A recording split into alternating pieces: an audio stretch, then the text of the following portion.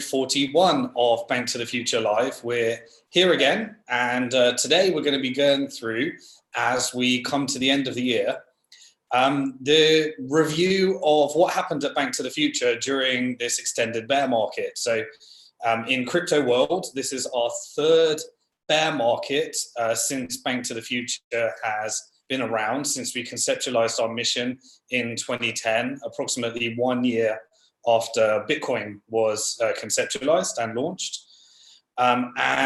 We've been through three major bear markets, and we are still in, it looks like, the third one. So what I want to do is go through what we've been up to and review everything that we've been up to at Bank to the Future. And then we can end with, we can take your questions throughout. So if you have questions as we go through this, then we will take those questions.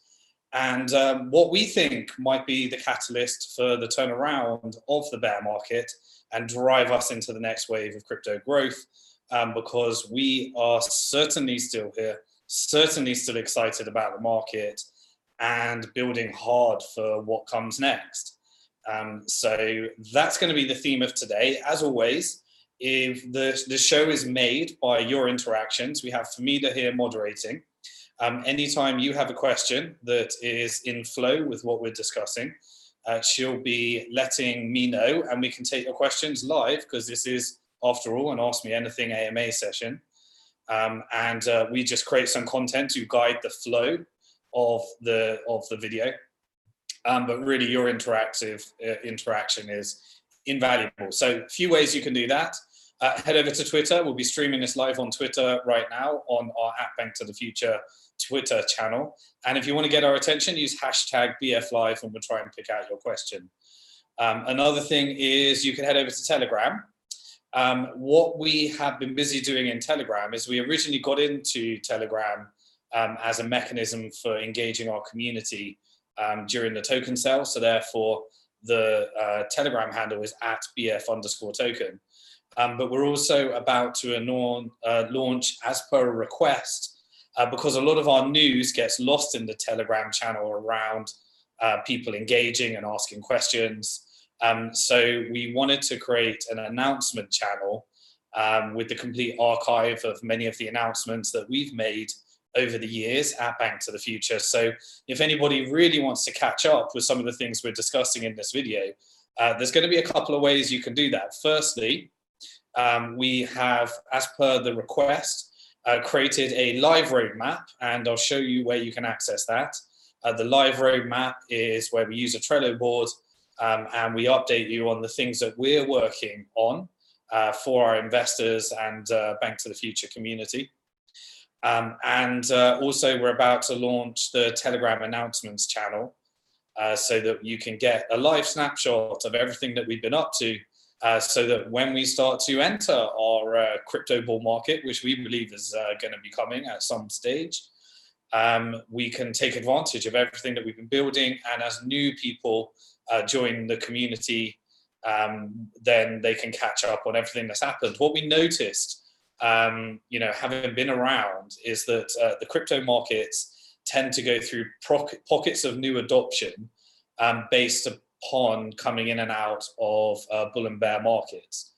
And there tends to be key catalyst events that turn around the market. And then over an extended period of time, you have your bull and bear markets. During the bull markets, you get pockets of new adoption. And during the bear markets, you tend to get, coming back to the core people that really believe in crypto. So what we start to see during bear markets is the community doesn't tend to grow much, but you get the perfect opportunity to build infrastructure and technology to really take advantage of the bull markets. And we built more than we've ever built during this extended bear market, more than we did in the previous two bear markets, due to our stage of growth and where we are as a company.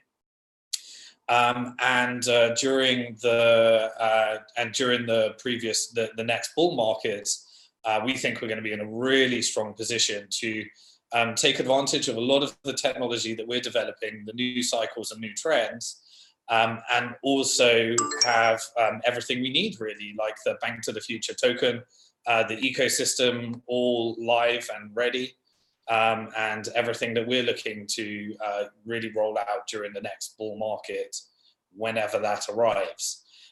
So that's the Telegram channel. Also, you can ask questions on, if you're watching a recording of this, please do leave comments. We try and return to those, or just use the live chat as the fastest and easiest way on YouTube.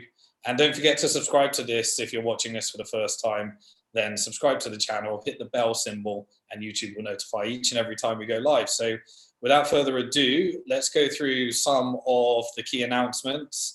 And then I'll head over to my screen share where we can go through what we were up to in 2018, 2019, what we think is going to be the key catalyst for turning around into what we consider to be the next crypto bull market, and then what we will be up to during the bull market in 2020 and beyond. So let's jump straight into it. So we've currently got one pitch live on Bank to the Future, which is Voltoro. They've smashed their funding goal. They're in overfunding right now, and they will be closing shortly. So the rules of overfunding is the pitch can close at any stage, and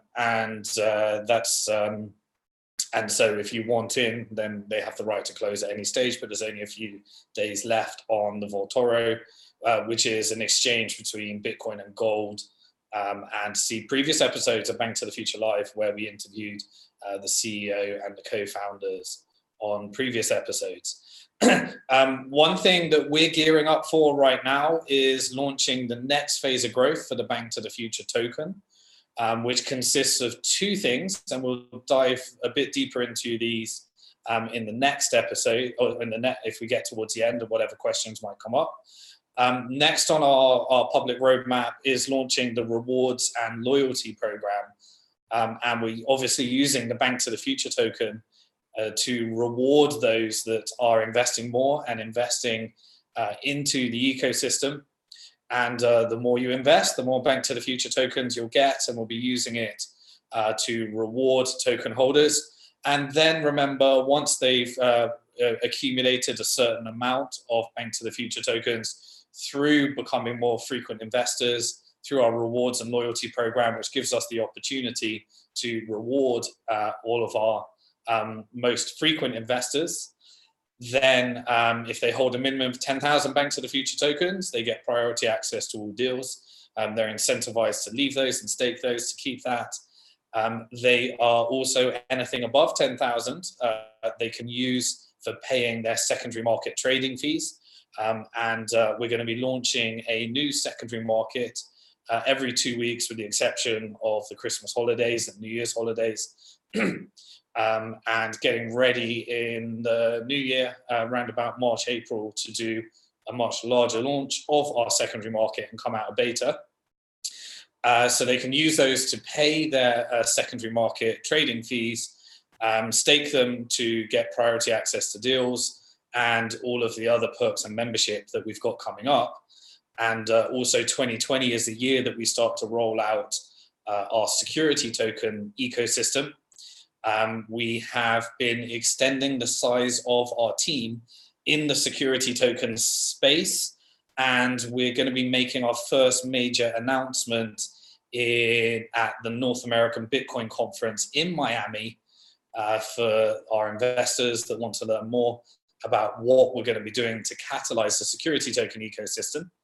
And obviously our self-custodial exchange, which we've been working on as a result of the altcoin.io technology acquisition, BFX. We are going to allow the Bank to the Future token to be used to swap them into and trade them into security tokens that we will be launching as part of the Bank to the Future ecosystem and other areas. We do think that two areas are going to be the next growth phases in the crypto markets. The first one is lending products, DeFi, and loan-based centralized and decentralized products. And we also think security tokens are going to be doing a lot. But In the North American Bitcoin conference, we're going to reveal why we think security tokens have had no adoption up until now, and how we're thinking about it, and how we're going to change that. And obviously the Bank to the Future token will be, people can use that as a trading pair for security tokens on the BFX exchange. So we're really excited about bringing those two major developments to extend the capabilities of what our loyal community can do with their Bank to the Future tokens, and also distribute it further through our rewards and loyalty program, based upon real adoption, real use case, no pump and dumps, but just genuinely people using the token in order to gain access to those perks and build an ecosystem around it. Pitches closing soon. Voltoro, we already covered that. We recently had Edge, Loyal, all reach their funding goal ahead of time. The next pitch, if you're a Priority Access deal member, is Robinhood, which is a unicorn deal. And then we're working with 4 other more early stage companies and 1 more established company that we are just deciding right now whether we release those before the quiet Christmas period or whether we wait for after Christmas to release those onto our primary markets. So now, and in terms of the secondary market, we've now released trading for non-US purchasers on the Kraken SPV that were invested recently in the primary offering. So that's now available for non-US investors. US investors, once the 1-year lock-in period is over, they'll be able to place offers at whatever price they choose.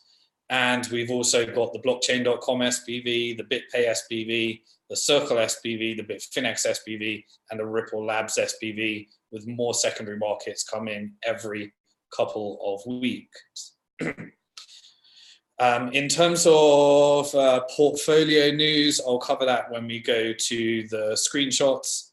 There was a few more updates from Bitfinex, and also Ripple Labs securing more investment from MoneyGram, and also, really fortunate to see the growth of Securitize as well, and some of the things that they're doing to launch into the market. So we'll cover some more of the portfolio news. For now, I'm going to head over to the screenshot and screen share. And we'll cover what we were up to throughout the whole bear market so that people can see what they're in store for when we move out of it. So I'm going to switch my camera off. I'm going to head over to a screen share. And here you can see our public Trello board. We are releasing a new homepage soon. So when we release that new homepage, we'll make sure that this is a lot easier for you to access. I'm just going to take a quick water break so I can make sure my voice remains fresh.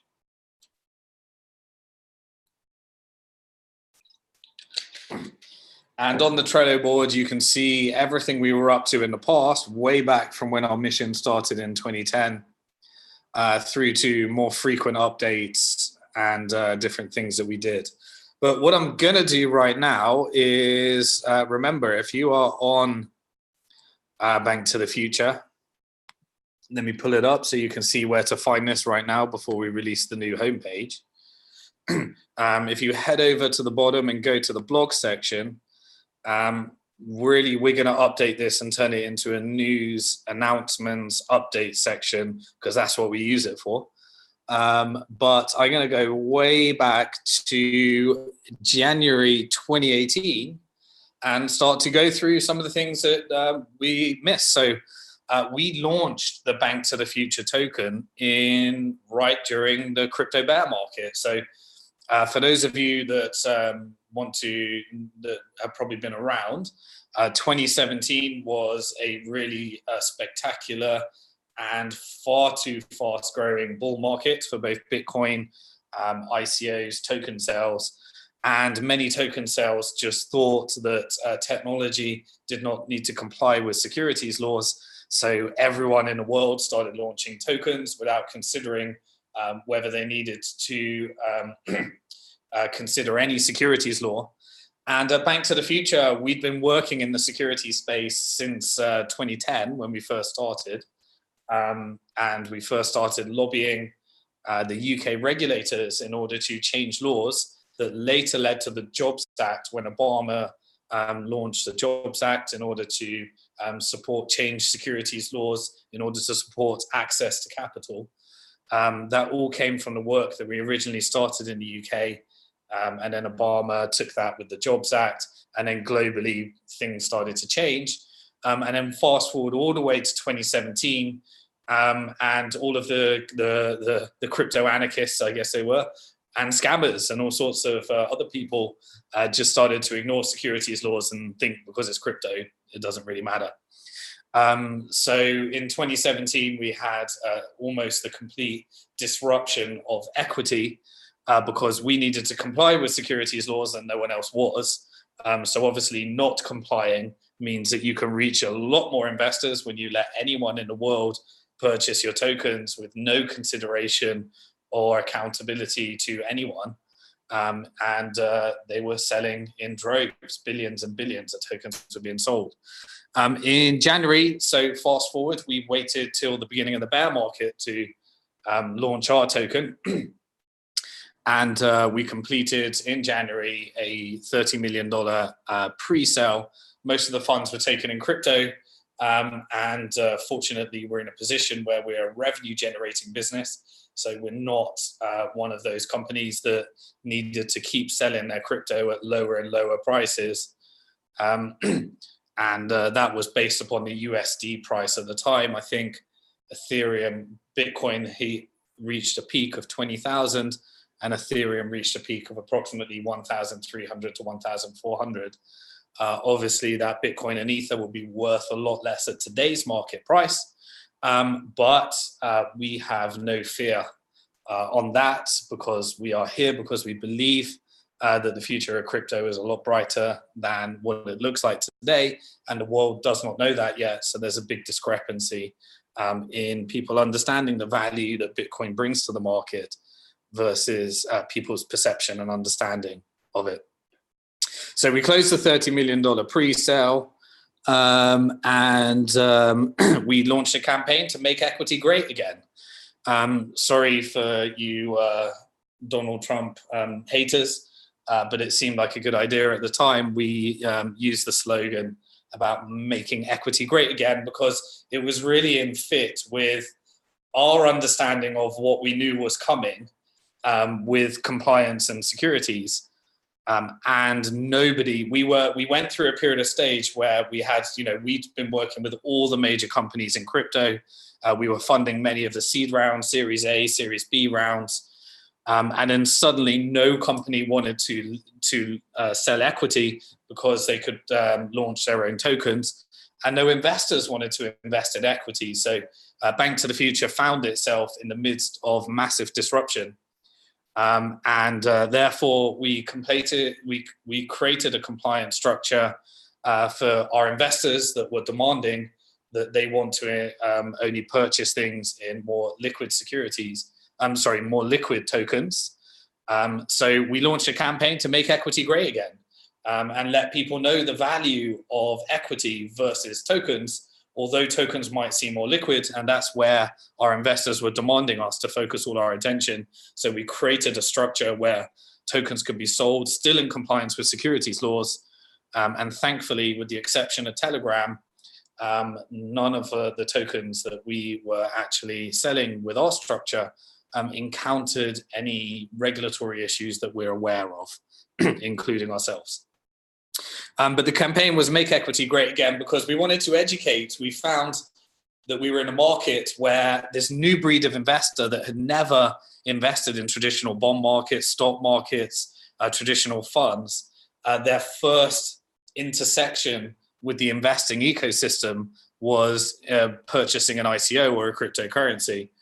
And they had no comprehension about realistic returns, diversification, and the legal rights that come with equity versus tokens, where once the token is issued, there is no legal obligation. There's obviously a community obligation, but many, many thousands of tokens reneged on their community obligations because they didn't have many of the rights that you get when investing in the actual equity of the company and the accountability that comes with that. So we were speaking on many shows. Bitcoin Group was where we were sharing some of our views on this. I won't go through all of them. But then we did a very small public sale.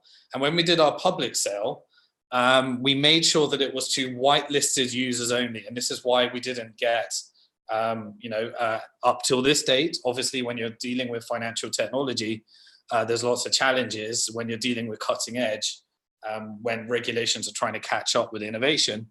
But we decided to take the initiative to only sell our token to whitelisted users. And by whitelisted, it meant that they could complete their KYC verification, their certification, prove that they were a qualified investor in order to be able to purchase a membership on BnkToTheFuture. And they could do that by whitelisting their address. And by whitelisting it, then we could ensure that we complied with our obligations without getting in some of the trouble that many of the other token sales went through. We also did a couple of things differently to others. The first thing was that all of the institutional purchasers in the private sale paid the exact same price in dollar terms as everyone in the public sale.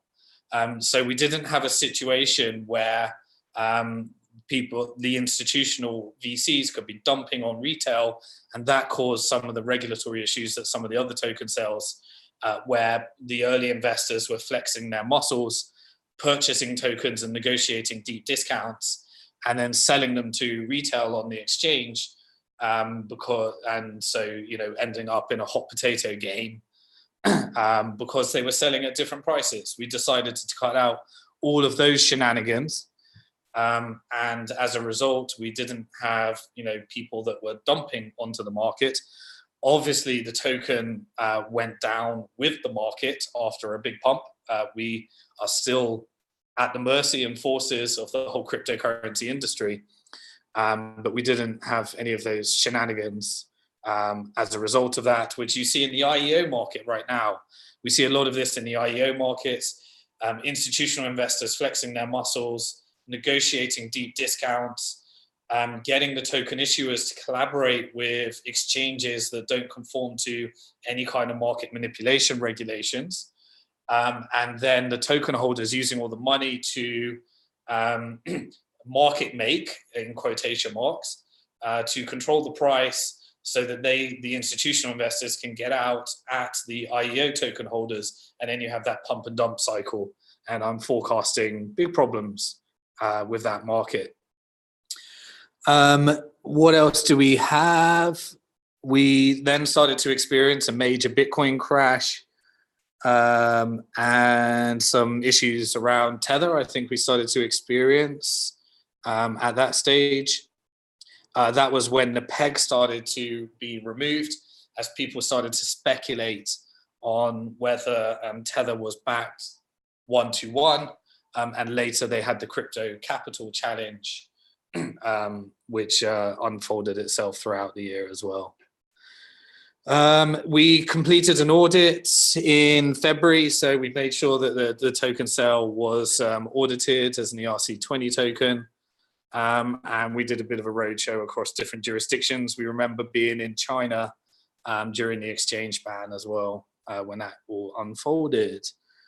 Here's some more content on why I wrote the first published book on Bitcoin in 2011. The ending of the whitelist. We spent some time in Acapulco in Cancun, Mexico.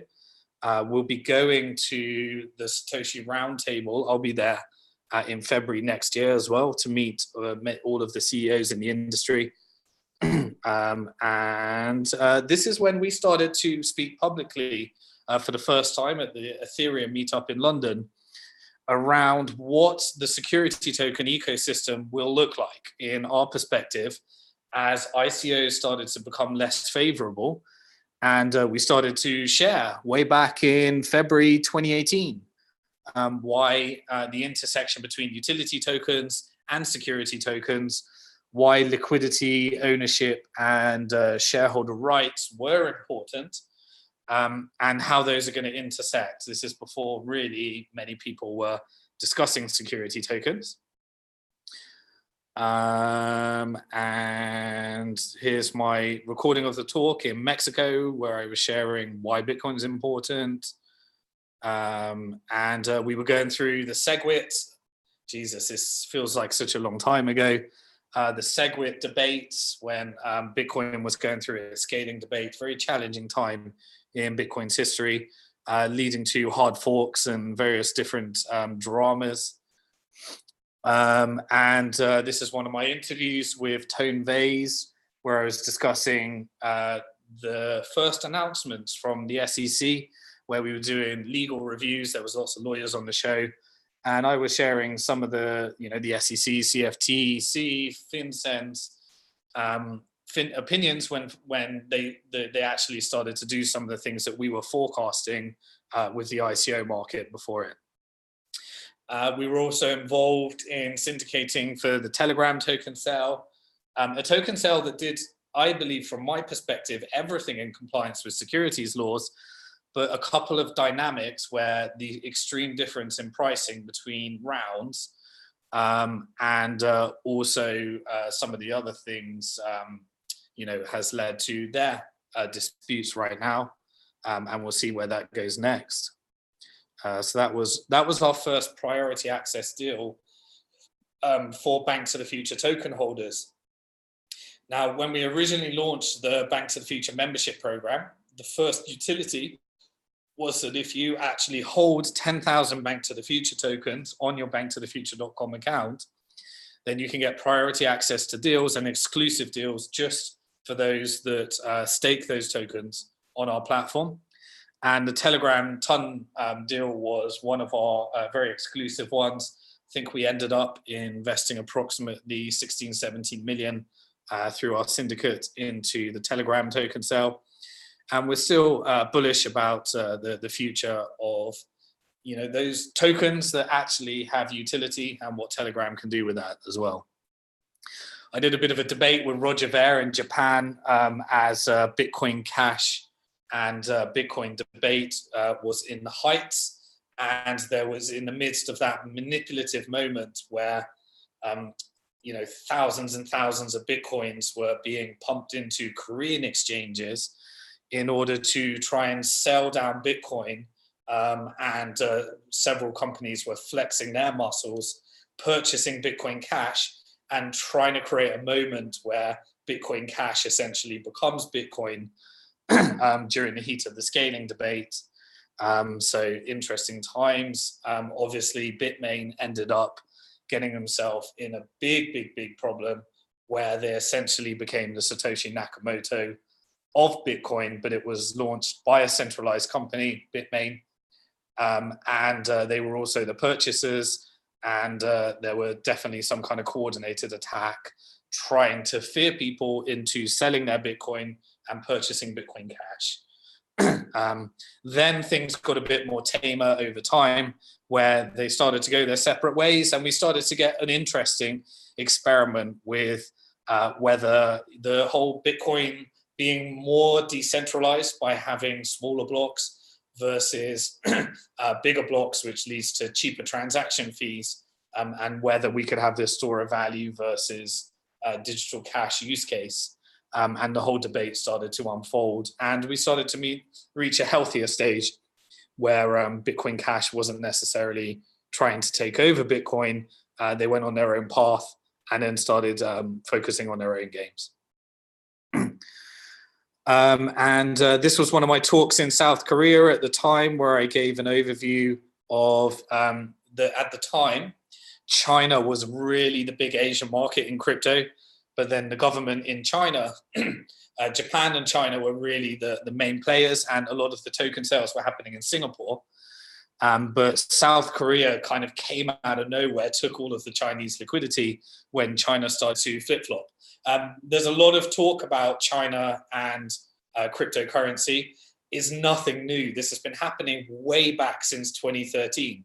China loves crypto, China hates crypto. China loves crypto, China hates crypto. China loves blockchain, China hates blockchain. China loves it, China loves Bitcoin, China hates Bitcoin. This has been going on ever since 2013.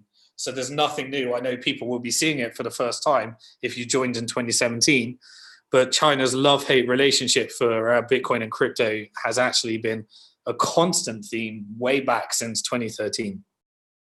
But South Korea took the market and they became the main speculative market for investing in token sales and ICOs and their love relationship for crypto. And then we started to launch our, our structure for being able to offer tokens still in compliance with securities laws because our investors were demanding liquidity in tokens. So we created based upon the demand for from our investors.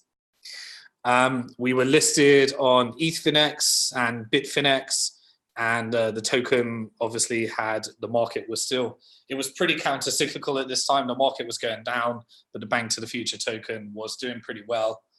But obviously the market takes over and everything kind of became very correlated.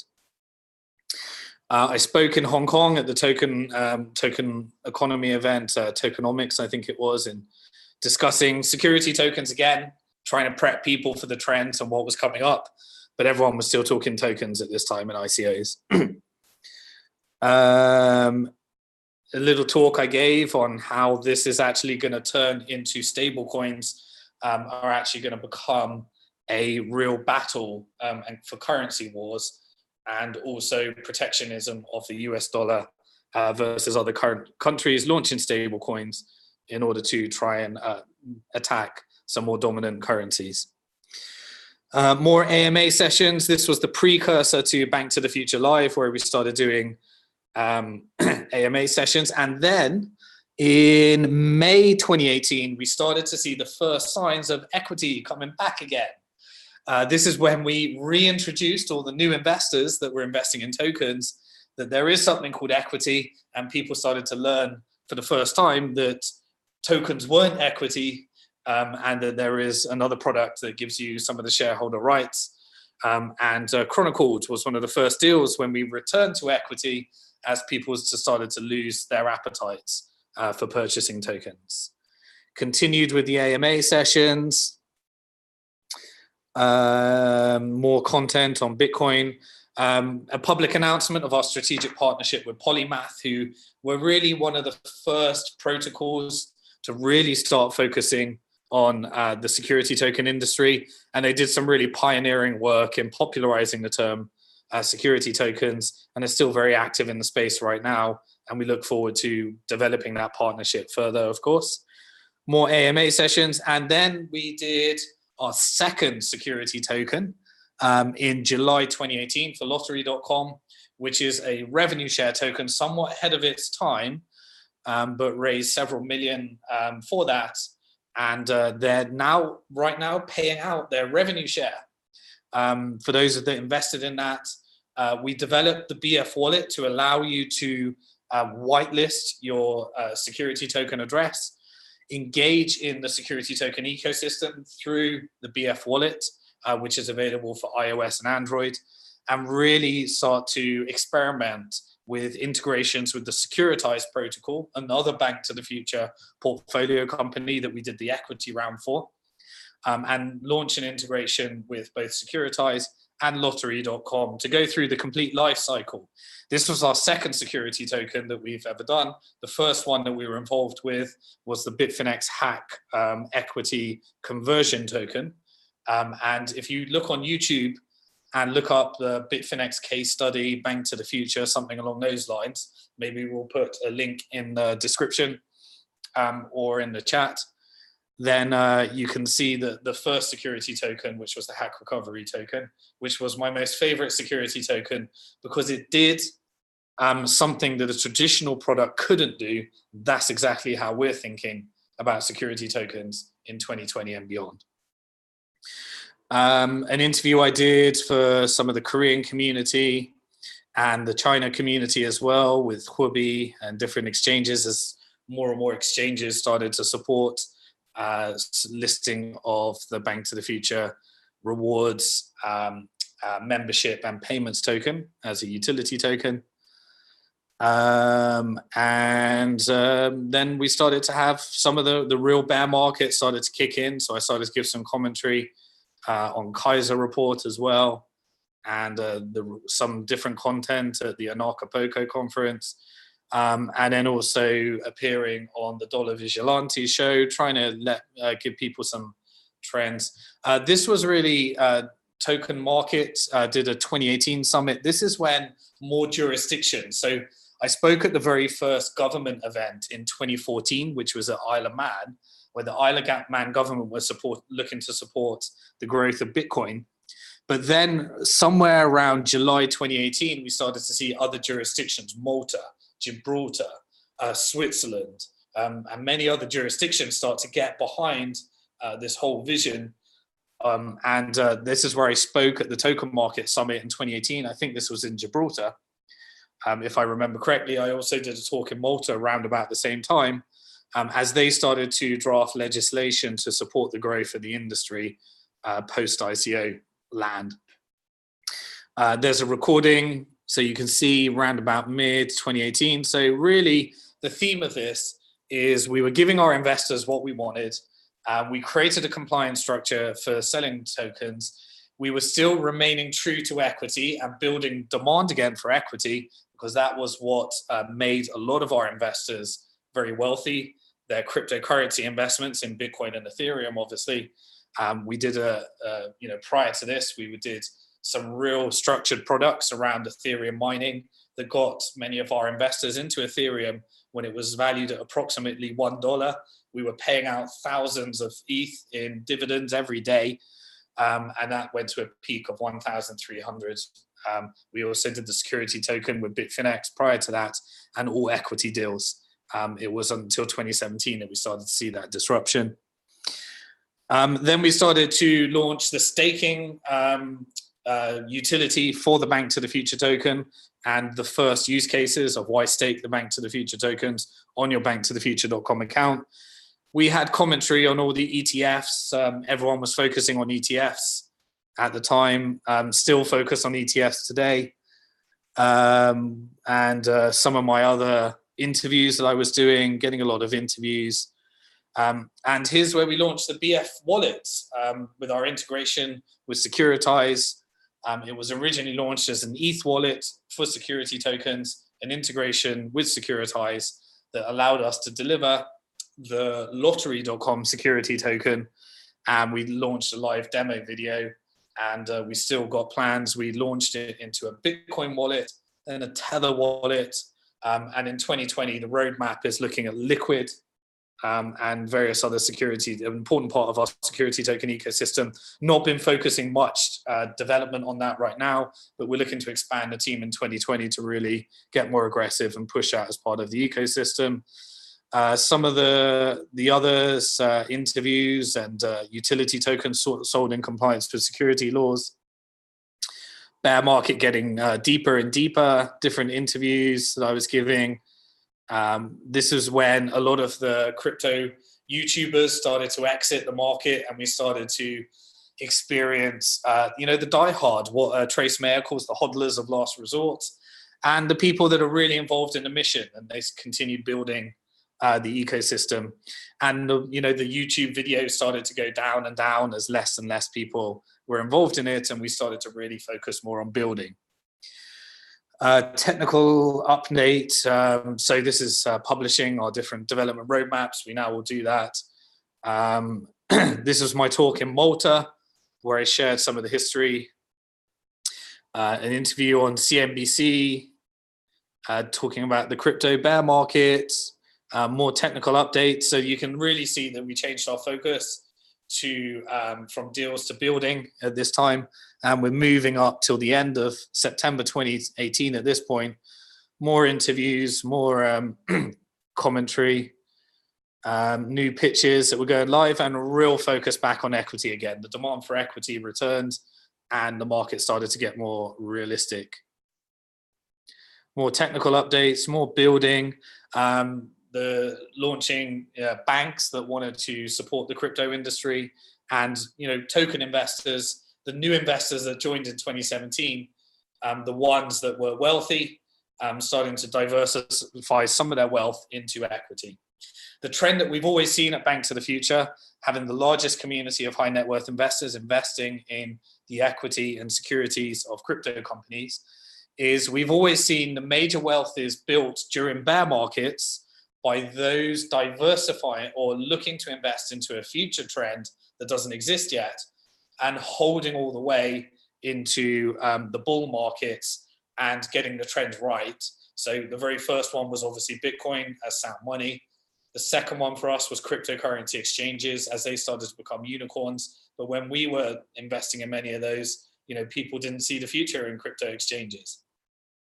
Then we had Ethereum, the mining product. Then we had the token product. And now we're looking, the next major trends are lending-based products that we're looking at, and security tokens. More banks that we're looking to launch into the space. And then we did a demo of our secondary market. This was a real frequent feature request. So we started to launch the first demos. Just going to do a quick water break quickly. And I noticed that I've already covered 3/4 of an hour. So maybe what we'll do is we'll finish off maybe 2018. Maybe there's some questions that we can do at this stage. You got any questions for me, though, or should I carry on going through at a bit of a faster pace? You can carry on going through at a faster pace. Okay. Yeah. So we did a demo of the Bitfinex secondary market. And this is something we're really looking at pushing out in 2020. 2019 for us was all about building in the secondary market. I think we did the first launch in early 2019. And this was really about building out the secondary market, implementing the features that people wanted to see. And in 2020, we're looking to push that a lot further and add many more markets. Looking at some of the user experience requests that our investors were having. More content. And then we did the securitized deal. So we launched a securitized, which was a very popular equity round. We had to close it early because it did so well. Co-investing, I think it was Coinbase Ventures at the time. Now a lot of major players, I think they just did another close. There was a Bitcoin Cash, the very funny moment, the Bitcoin Cash hard fork, when the Bitcoin SV started to be created, and a lot of the arguments that Bitcoin Cash was using against Bitcoin, the Bitcoin SV camp started to use against Bitcoin Cash. And we had this interesting moment where I was providing commentary for both the Bitcoin Cash community and the Bitcoin community. Lots more AMAs, more commentary, in partnership with Securitize, where we integrated them into our wallet. The exit for Bitstamp investors, this is an earlier deal way before 2017, before the token boom, where they were acquired by a Korean conglomerate, and investors got approximately 5x return on their equity. The RSK launch, one of our other priority access deals, and other deals that we were launching. And you can start to see that we get more and more the beta secondary market come through and more equity deals. Coin Payments equity, where the seed investors, which are funded all through Bank to the Future, they did a Series A, which produced an incredible valuation increase for Coin Payments. And I believe that they will be, as a result of the polls that we've been doing, we will be launching Coin Payments as the one that got the second number of votes. We were going to launch Shapeshift, but they're doing a token distribution for their Fox token. And so we want to make sure that the primary investors that invested really early get those tokens before we put them on the secondary market. More content, more commentary, lots of different videos that we were releasing, more equity deals. Starting to reach the top now. The launch of the BF wallet as part of the phase 1 of our security token ecosystem infrastructure. More interviews on CNBC. Lots of different commentary around about that time. And then the launch of BF Live. We're on episode 4 now, so we're doing 41 as we speak.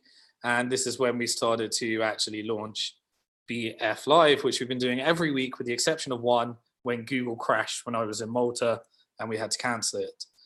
Some Hong Kong TV interviews, more secondary market launches, some more time where I was speaking, different speaking gigs, more episodes of Bank to the Future Live, a guide to withdrawing security tokens as we launched it for the first time. And you can see 2019 was a real year of building for us. And I think really this, so then we started to give all of our commentary through the Bank to the Future Live episodes. You can get the archives. We did our first Lightning business plays as Bitcoin Lightning Network started to launch and gain some traction. Partnership with Blockstream to work on tokenized equity and security tokens, and real building. We launched our most popular deal of the year, which was the Kraken SPV mid 2019. And more commentary, partnership with Exodus to integrate the Bank to the Future token, partnership with Coin Payments to allow people to pay with the Bank to the Future token. Another one of my talks in Malta. And what else have we got for you? Tether integrated into the BF wallet. The closing of our first Lightning equity round. Coinbase wallet integrating the Bank to the Future token. And then our first set of acquisitions with the technology of altcoin.io, which is the foundation and the team that are building our self-custodial security token wallet. More announcements on that in 2020, more utility for the Bank to the Future token, more trading pairs for Bank to the Future token. And there's further announcements, different deals, different interviews, more secondary markets, getting ready for the bull market, our roadmap updates. We really started to invest some time in giving more transparency to our community so they could follow.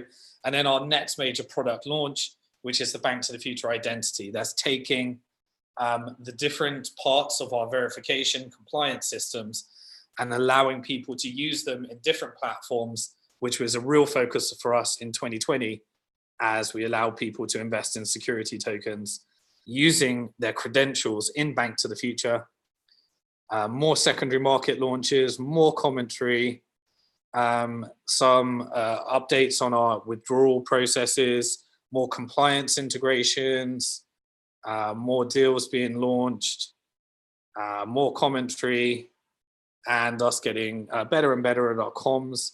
And then more recently, the acquisition of UK FCA blockchain security token consultancy company in order to develop our EU compliance systems. And we're really excited. We started interviewing Adam Vaziri, who's now part of the team. We look forward in 2020, real focus on what we're going to be doing there with more of our BF advisory services for security tokens. And this is bringing us right up to the present where we are today, and our more recent acquisition, strategic investment in BMI Capital, both strategic investments, so that we can bolster our US compliance for security tokens, our EU compliance for security tokens, with more announcements coming on the way. And just more announcements that we made for our US compliance, so we can really start to serve the US market, who have been cut out pretty much of all investment activity as a result of the lack of compliance of our industry with US securities laws. More secondary market announcement, and that brings us right to where we are today with Bank to the Future Live, episode 41. And Famida, I know I thought that was going to take, well, I always say I'm going to do these things quicker. You should know to ignore me right now. But I thought that was an interesting to let people know what we've been up to during this extended bull market throughout the whole of 2018, throughout the whole of 2019, so that we can then start looking forward in future episodes to 2020 and the planned roadmap. Any questions that came up throughout that? Yeah, actually, someone In really my wants place. that. Someone wants to know, how can we make more money? I think that's a joke question, obviously, but but honestly, can Simon talk about his equity and crypto portfolio? Well, so I can tell you not financial advice, but my investment theses. In 2006, I was working in investment banking, and I believe that the way that money was created was going to lead to the demise of the financial system and a crash on a scale we never seen before. That got me to the first Bitcoin conference, and my investment thesis at the time is that this is the world's best shot we got at achieving sound money. So Bitcoin was really my first major windfall, and investing in equity in companies like Bank to the Future, being fully diversified. I didn't know which companies were going to succeed, so started investing in through Bank to the Future in lots of different companies. Many failed, others became unicorns. Some we're not seeing their success yet, and I was diversified across the whole industry. So with equity, it's a game of diversification, and the investment theses were simple. I believe that the future of finance was going to look very different from the past, and financial products were going to be disrupted one at a time by financial technology, cryptocurrencies, Bitcoin, blockchain, and various other things. So anything that looked promising, we'd put on Bank to the Future, make an investment, and by being diversified, some of them had 200x returns like Kraken. Then started to look at the disruption in capital markets, and then Ethereum became really a player in that space. Many people took some of their Bitcoin, put it into the Ethereum ICO. That created the next major windfall. ICOs were obviously an interesting time as well. Many people made a lot of money putting their Ethereum into different ICOs.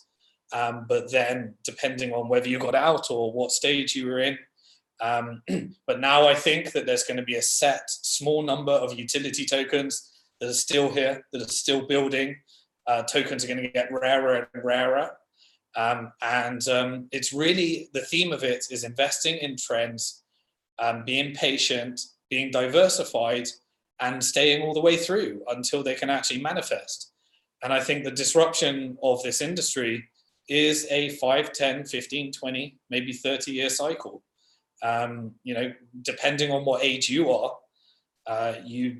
whether you're willing to sit through all that, whether you have an alternative way of making income so that you can sit through all that, is really the way. So I'm sure it was meant as a funny comment, but really, it's about patience. It's about being diversified so you don't get wrecked on one deal. It's about understanding the different asset classes and being diversified across different asset classes. And it's about being patient and true and real to an investment thesis. With Bitcoin, it was sound money. With equity, it was the disruption, companies disrupting traditional finance. With Ethereum, I think it was disruption of capital markets. And now I think we're going to see a lot more around debt disruption, equity disruption, stable coins competing with traditional fiat currencies. And really, I think the big money unfortunately, I don't want this to happen because a lot of people will get hurt and I don't want people to get hurt. But as the traditional financial system hits systemic risk events, there's going to be one of the biggest wealth redistribution that we've ever seen in financial history, from those that are diversifying into the alternatives, from those that were stuck at the traditional. I don't think you should be betting your entire life savings on that, and this isn't financial advice, but I think that there's going to be a big wealth redistribution and people need to prepare for that. And the systemic risk in the traditional financial system and the fiat Ponzi schemes are inevitably, predictably, and guaranteed, from my perspective, to lead to really interesting investment opportunities and one of the largest wealth redistributions we've ever seen. I actually have a question for you, Simon, for a change. So I've been thinking about this actually. So with the younger generation, who already struggle trying to get onto the property ladder, I can see that there is a struggle to get on the crypto ladder, or even just on the investment ladder. What is it that, I mean, how can we change that, or what is the actual possibilities, or actually, do you even see that there would be a problem for the younger generation to get into the crypto industry and invest? Yeah, so what we saw in 2017, many people were very negative, and they were calling it pump and dump, they were calling it Ponzi schemes, they were calling it scams. All of those are true. But what we actually saw in 2017 was the very first time younger people being engaged in saving and investing for the very first time. Prior to that, they were all maxing out their credit cards on university loans, credit cards, consumption, and they didn't think, this was the class of people that didn't think they were ever going to own property. They could never get a deposit together. They could never get on the property ladder, which was the traditional asset class that performed so well for the previous generations. And really, because of debt being pumped into property, it started to reach levels where people's income versus the cost to purchasing property was completely distorted than it was for previous generations. So because governments were deflating money at such a fast rate, and they outsourced money creation to the private banking sector, property markets were really being propped up by a Ponzi scheme called fiat money. And so that was creating a distortion in the market where real estate was outperforming all other asset classes over the long term. And the ability to get on the property ladder became harder and harder and harder.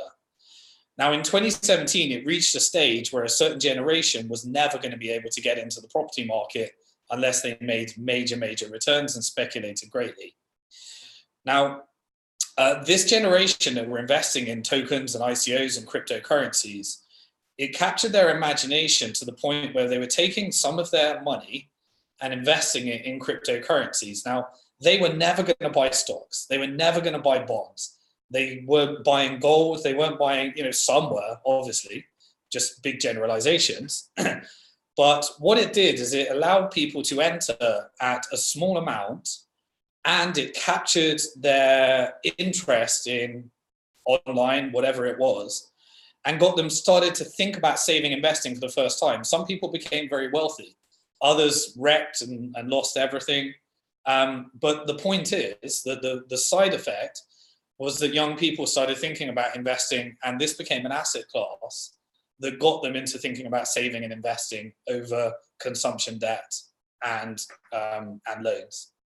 So if a percentage of that still follows through, so what we saw, 3 bear markets, lots of excitement during the bull market, people get wrecked, but they come back for the next bull market. If those people come back for the next bull market, and it's built upon lots of learning, more sustainable products, and security tokens can come along, cryptocurrencies, and allow people to lower the entry barriers. So if we can create a network effect within security tokens, we got real strong ideas how to do that in 2020. We can do it built upon Bitcoin and various other things, which still a lot of people are still holding. Then eventually traditional asset classes can probably tokenize, which is what a lot of people are focusing on. And fractional ownership can allow people, rather than actually having to get a big mortgage and save in order to invest on the property ladder, they can buy cryptocurrencies backed by real estate that allow them for $10, smaller amounts, to be diversified across global real estate all around the world. Now, the lowering of the barrier is a real promise of this industry. And I think something that certainly can be solved. But it requires patience. This is building that whole ecosystem requires a lot of collaboration, and it needs a bear market just so that people can focus on building the product and technology rather than just trying to catch up with onboarding the world, as we see in bull and bear cycles. So bull cycles onboard more and more people. Bear cycles teach people lessons, make them more conservative and focus on building, and that gets everyone ready for the next bull market. And unfortunately, it's just an inevitable consequence of our industry that you'll just get pumps, dumps, pumps, dumps, pumps, dumps. But each time, more adoption, more innovation. And if you're patient, that's where people have really made money. And it's a game for the next generation as well.